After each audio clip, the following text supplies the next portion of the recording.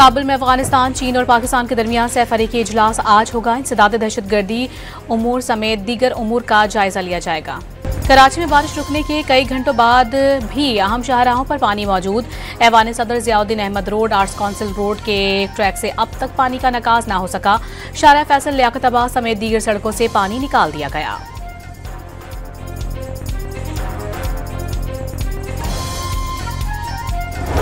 कराची में बारिश से मुख्तलिफ हादसात में 12 अफराद जाँ बहक। महकमा मौसमियात की जानिब से शहर में आज भी शदीद बारिश की पेशगोई। सिंध हुकूमत की जानिब से आज कराची में आम तातील।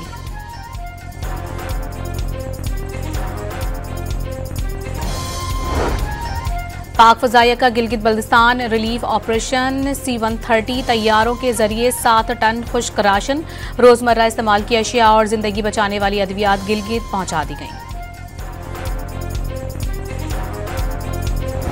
बलूचिस्तान में हालिया मानसून बारिशों के दौरान 3 अफराद जाँ बहक, 3 जख्मी, 115 घरों को नुकसान पहुंचा। PDMA की रिपोर्ट।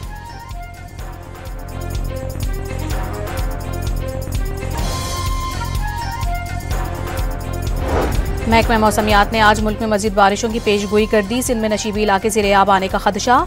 बालाई इलाकों में भी बारिश के अलर्ट के बायस सयाहों को मोहतात रहने की हिदायत।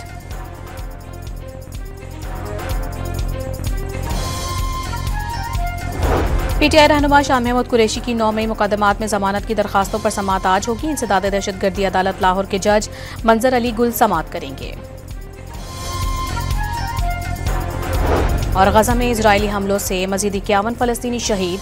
गजाई किल्लत की वजह से भी मजीद 3 फलस्तीनी दम तोड़ गए।